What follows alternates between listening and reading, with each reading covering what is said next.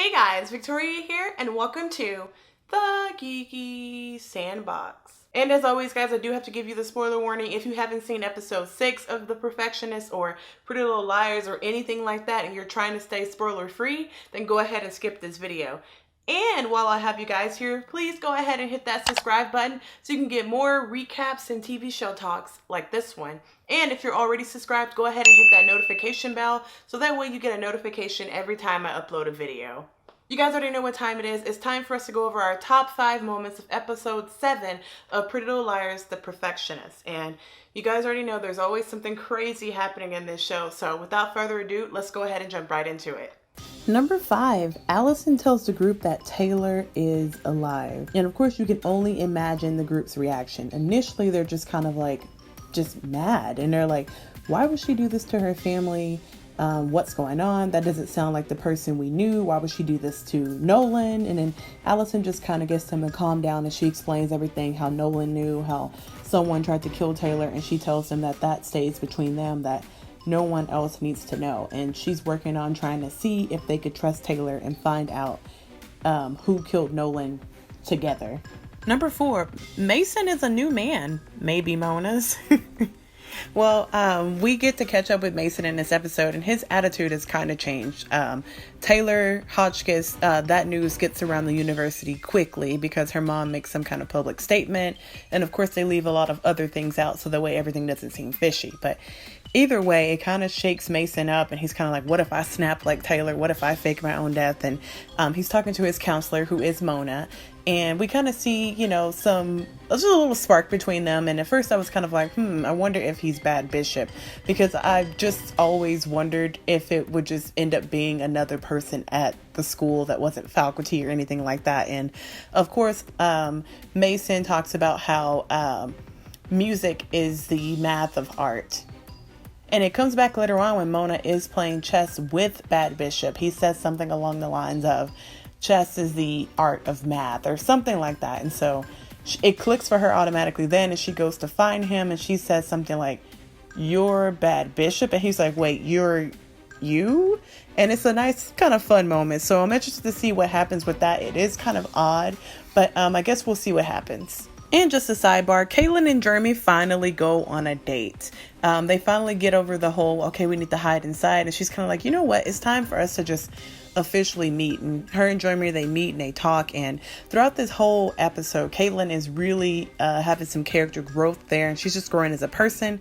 She learns in order to make it in her field that she wants to work in, which is politics, that she has to just be herself. Like, she can't just be the book she studied. Like, there was a whole thing where they were like tacos or pizza, and she's trying to talk to them about statistics and things about the law in their current city, and then the interviewer is just like, no, I'm asking you something so we can get to know you. We know that you're smart. We need to know more than that. So it was a very interesting moment for Caitlin. Number 3, Dylan is injured and he can't play for his music final. And it's crazy. We all knew that this was going to happen. We all knew that it was going to get to this point where he ends up jeopardizing something because he continued to play when his shoulder or whatever muscle he tore was just in bad shape. And so he tries to get some help from Allison, and Allison talks to his professor, and the professor said it's a no-go. So he's really in a place of like really trying to figure out, like, am I going to accept this incomplete for this class? If I tell them, maybe they'll end up not making it incomplete and I can retake it, but then it'll jeopardize my scholarship. So he's in a really bad place and a really tough place. So he ends up, of course, cheating.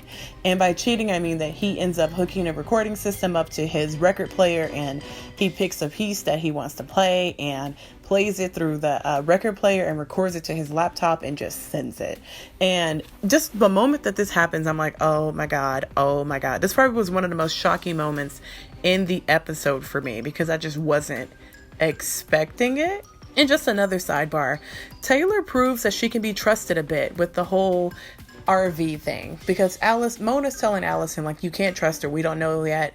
And Allison is like, okay, I know you're right, I'm gonna see if she's gonna tell me about the RV thing. And initially Taylor doesn't, and before Allison gets ready to kick her out, Taylor's like, you know what, I have an RV, this is what's going on, I can't stay here forever. We have to work on trying to figure out who killed my brother. I'm still a Hotchkiss after all. And so it's a really, really, really, really, really good moment there, just to see that everyone can trust her. I am still a little worried about her, and I guess we'll just have to see what happens with her. Number 2, everyone's making up. Dylan and Andrew are inching towards being back together. They kind of talk a couple of times throughout the episode, kind of saying like, we're not all the way back. You have to regain my trust. So that's kind of where they are. Meanwhile, Ava changes the opinion of a student who hates her. I didn't mention him in last week's episode just because I didn't think the storyline was important, to be honest, but you find she runs into a student at the university who happens to be the child of the man that her father embezzled money from. So this kid has to work like 3 different jobs, and he just hates Ava. And so she ends up changing her opinion of him by just showing like, hey, I am trustworthy, I'm not my dad. And it was a nice moment for Ava. And number 1, Dana wins. So Mona tracks the walking pattern of the person who last had Nolan's phone. So she's just trying to figure out who was this person that dropped off these random cupcakes in my apartment, who was in my apartment, who is the person we're looking for. So when Mona finds out that it's Dana at the end of the episode, she's pissed, and she just kind of says to Allison like, hey, if Dana wants to play a game, she'll soon learn that I can play it better. And another thing that made me shout, this was something that made me just vocally be like, oh my God. Dana may also know Dylan cheated on his exam. It randomly plays over the loudspeaker in one of the cafeterias on campus, and Dylan is just like, oh crap. And so of course he tells the group what's going on while Dana just kind of stares at them. So overall, guys, I really do think this was a filler episode. I do think that it was just to kind of dial us back a little bit and get us to relax. Hence the episode was called Dead Week. The episode was just a teeny bit dead. You did have a few things that kind of developed here and there, but nothing too crazy or too significant. One thing I really did love in this episode was Mona and Allison just kind of ranting about A, and it was really hilarious because they just kind of go back and forward, and the trio, they're kind of like, okay, we have to look you guys up, and Mona's like, okay, a lot of that stuff has been sealed, so you're not going to find it. And I love how the trio, they start calling Dana A, so I just thought that was really hilarious. In theory time, guys, I really think that Dana might actually be, like, she might be being set up just a little bit. Like, I'm not quite sure. I mean, I guess it's just something we're going to have to see, but it's just a theory of mine. It just seems too obvious that it's her. Like, I'm sure she definitely is playing a hand, and in regard to everything that's going on with Dylan and cheating with his exam, and maybe the walking pattern thing that Mona figured and all that kind of stuff. I do feel like she could be a part of that, but I don't think she hit Caitlin with that car.